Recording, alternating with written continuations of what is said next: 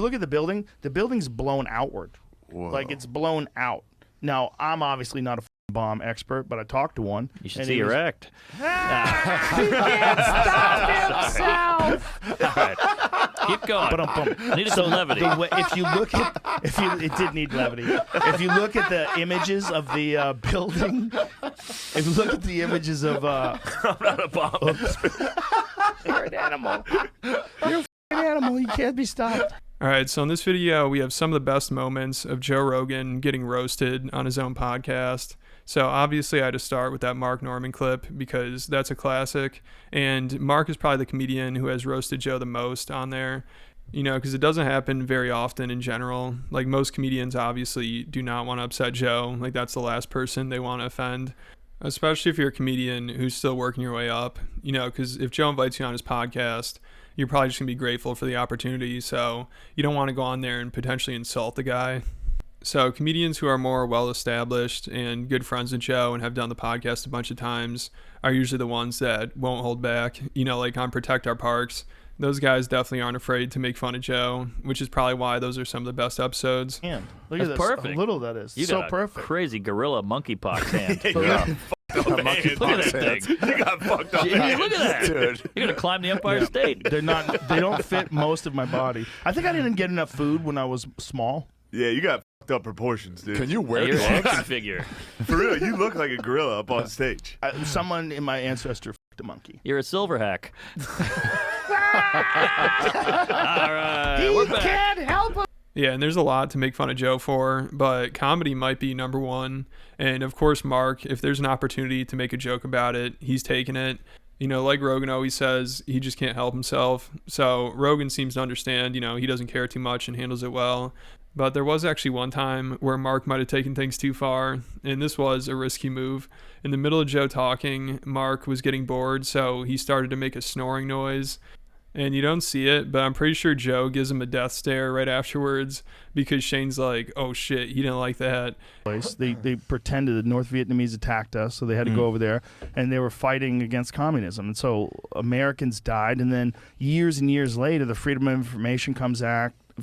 Information Act comes out, and they realize that there was no real event, and then it's just bullshit. Do you remember that It's a history senator? lesson. Do you remember that senator who? Oh, dude, you didn't like that. You're right. Joking. Like I get a little Nice high. going, Mark. I was a little Sorry, verbose Joe. there. I didn't want to hurt you. It's What's accurate. your problem, Mark? I felt it when You come in did here, it. you act like the a reason fucking why it jerk. stung is I knew bully. my Like, story was damn. boring. No, it's a good story. It's a fun It stung. fact. It stung. You got me. There was a senator who ran sorry. on, did a bunch of time as senator, ran on What the fact that he was a episode is this? hero, This is and the then it came final out. He was like, Mark "Hey, I can't hide this anymore. thought he was I from raped Boston. and killed a bunch of people." Oh, hold on a second. You guys missed what Ari just said. Yeah, so Mark definitely pushed his luck with that one. I mean, it's a bold move to go on Joe's podcast and in the middle of him talking, basically tell him that it's getting boring and it's time to move on. That, obviously, he's not going to be too happy about. I mean, I'm sure that look he gave Mark was like, you better remember whose podcast you're on, which for once probably made Mark actually second-guess some jokes he was about to make, because as you could tell, usually he's immediately saying whatever joke he thinks of. But here he got a little too carried away with it, and Joe had to kind of put him in his place, which, like I said, usually doesn't happen. You know, usually Joe just tries to laugh at it and move on. But it didn't help that this just wasn't very funny, and nobody laughed at it. So I guess also maybe Joe didn't even realize it was a joke. You know, maybe he thought Mark actually fell asleep. No, but they have also roasted Joe for not understanding jokes. Like Ari was talking about texting Joe when his last special came out, and, you know, it's titled Jew, and it's all about him being Jewish. And he tried to make a Holocaust joke to Joe about it, and of course it went over his head. And Ari's like, can you at least pretend to be a comedian here for a second?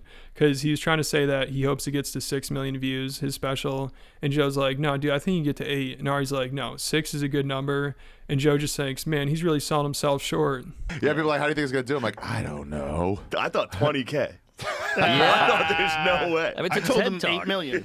He told me 8 million. I told him 6 million, and he goes, "No, I think 8." I'm like, "You're missing the joke." And now he's million. stuck on going. So, guys, if you're watching, as soon as it gets, just get it to 6 million and prove Joe Rogan wrong. Everybody watch right Joe now. doesn't believe it's 6 million. Jew on YouTube. Joe does not believe in the 6 million. And black and gay were in there, by the way. I didn't get the Holocaust joke until right now. Really? Literally. I'm so done. And when you said just get it to 6 million, I'm like, he's selling himself short. I really think he can make it to 8. I literally was so texted him. literal. You sound like Goebbels. I texted him. I was like, Joe, instead of 6 weeks and 8 million, why don't you reverse those? He goes, no, I believe it'll be 8 million. I'm like, I said, Joe, pretend like you're a comedian for a second and look at my numbers. Yeah, And you're like, I didn't get the reference. I didn't get the reference.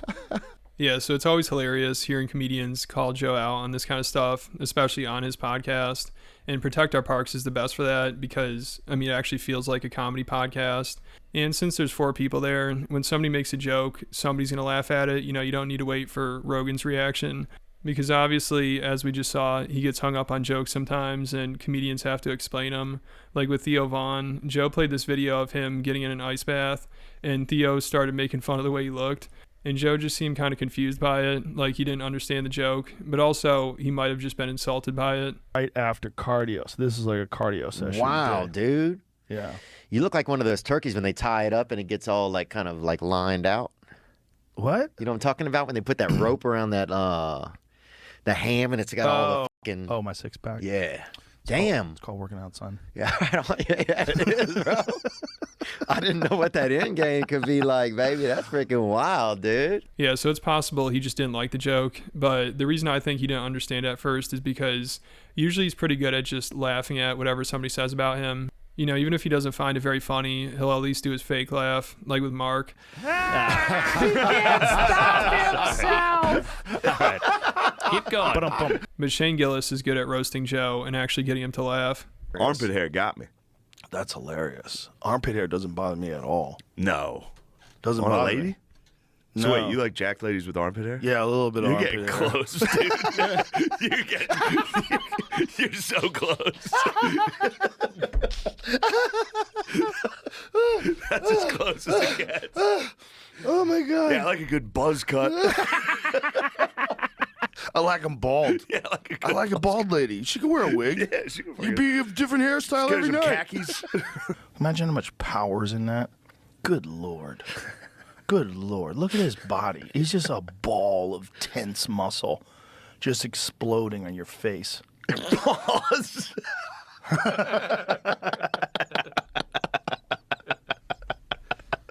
That sounded a lot more gay than I was trying to make it sound. So there are a few other moments I want to get to, like this one with Jeff Garland is classic, where he kind of unintentionally roasts Joe, I think. I'm not totally sure this might have been intentional, but he starts talking about how much he hates when comedians are really animated on stage and start jumping around and all that shit. He's like, if you need to do that as a comedian, you're not funny, which of course Joe Rogan does quite a bit, so he starts defending it. No. And by the way, when you see someone moving around like that on stage, I will bet you every penny I have they're not funny. Anytime I saw someone miming having sex, pumping air, Yeah. I would just go, not funny. No. It was just like, it was a sign of like, But what if there's a bit where you have to mime pumping air? Yeah, some bits. what? But who doesn't know what that looks like? Why do you need to pump? Maybe there's a reason.